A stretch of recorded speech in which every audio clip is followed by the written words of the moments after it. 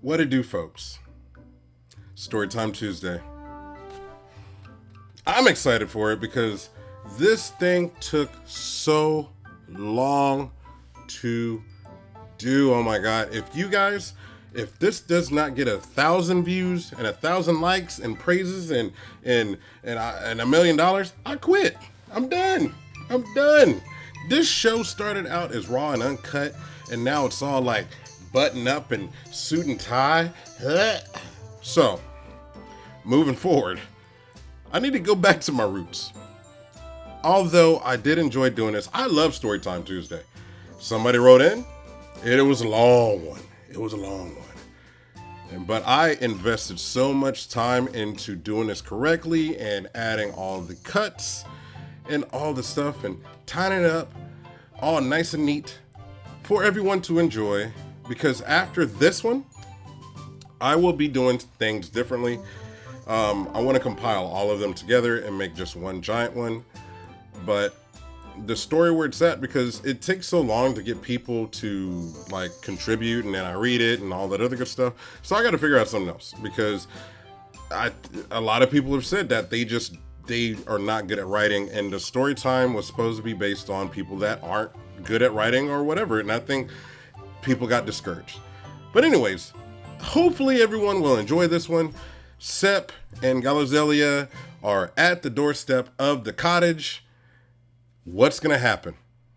Let's check it out. Or is it this way? I don't know. I'm old now. My birthday is in one day. Peace.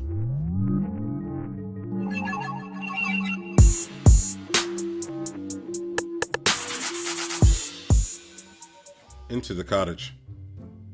Sep crept up the walkway, heart pounding. He paused to quiet his breathing.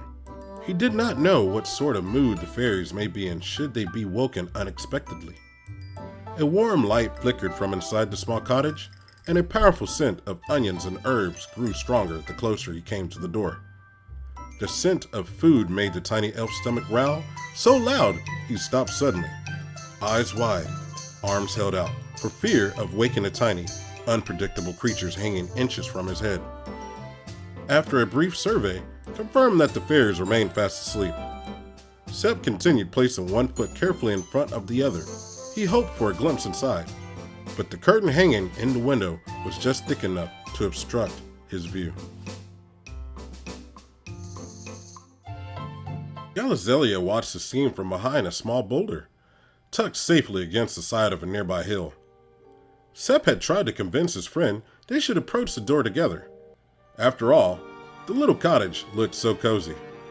Plus, if there was any trouble, the two of them had plenty of skill and weapons close to hand. "You are too trusting," she had told him, and made him promise not to go bounding up the walkway like a puppy eager for a treat. She held her bow tight, an arrow notched and ready in case the cottage's inhabitants proved to be unwelcoming. Sep had arrived at the doorstep. He pressed one ear slowly and firmly against the humble wooden door, straining to hear any indication of whether it was safe to enter. He could hear the fire crackling and the sound of something bubbling hard enough on the stove that the lid clanged and clattered on the pot. He pressed his head harder against the door, waiting to hear footsteps. He finally heard them, a slow, scraping shuffle. Either the owner of the cottage heard his approach and was pretending to be old and feeble, or it really was a doddering old invalid. In any case, the elves would need food, water, and a proper rest before they could begin the journey back to the village. Sep looked back to where Gallazellia had made her post and gave the signal that it was safe to join them. She shook her head firmly and cocked her arrow back further, her mouth making a hard line, signaling back to him that she would be going nowhere until she saw proof the cottage was safe for them both. Sep rolled his eyes and smiled at his serious but protective friend, placed a hand on the doorknob, and turned it as slowly and gently as he could. The door was not locked. Sep stopped and placed his other hand on the hilt of his dagger. The unlocked door meant whoever was inside did not fear intruders. Gallazellia may have been right to hold her post. The elf held his breath and turned the knob slowly. Before he could push on the door, it was yanked open so quickly he flew into the cottage, hand glued to the doorknob, feet flying behind him. Sep's vision blurred and his head swam as he was assaulted with powerful magics. He tried to cry out to Gallazellia, but his tongue was thick and his voice was muted. His world went black. Gallazellia watched Sep creep slowly up the walkway, arrow notched and ready, stomach rumbling so loudly she feared anyone within 500 paces could hear. Sep had tried to convince her to come along with him. "It looks like such a cozy place," he said. But Gallazellia had spent more time in those woods than her companion. She knew that one sight couldn't always be trusted out here. It would be the loveliest sight to see the door to the cottage swing open and a kindly old forest dweller smiling and welcoming them both to a hot meal and a crackling fire. But that was only one of 100 possible scenarios the elves were about to find themselves in. Gallazellia trusted her bow and arrow much more than Sep's hope in the remote cottage.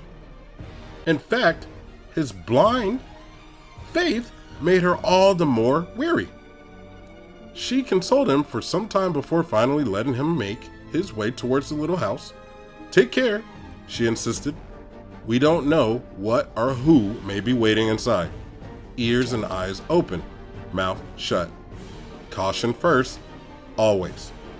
She was pleased to see he had taken her words to heart.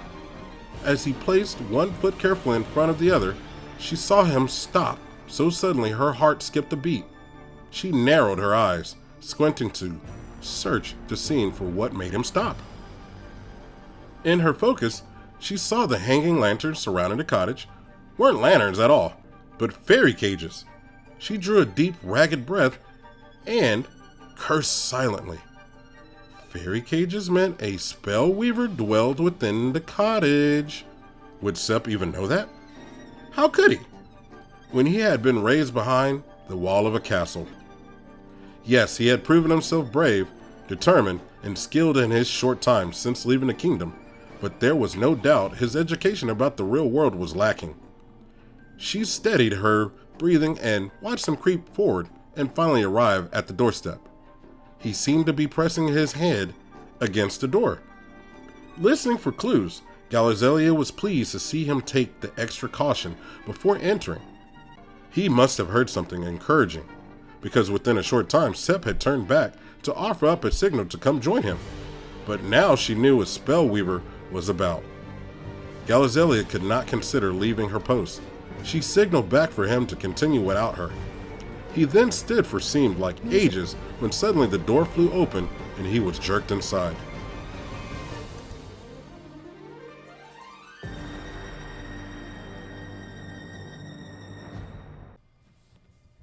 It was so fast, a well-timed blink would have made him disappear as if by magic. Gallazellia sprang up, left the safety of her post, barely staying upright as she scrambled towards the cottage. As she ran, the distance between her and where Sep had just stood seemed to grow and shrink in equal measure. Her head grew thick and fuzzy. Magics were at work here. She slung her arrow quickly back into its quiver. She thrust her hand deep into an inside pocket of her vest, pulling out a foul-smelling pouch of dried herbs that she shoved in her mouth, chewing and suckling furiously. She paused just long enough for the herbs to correct her senses. Then she continued running towards the small building. Upon closer inspection, she found the fairy cages in a sad and terrible state.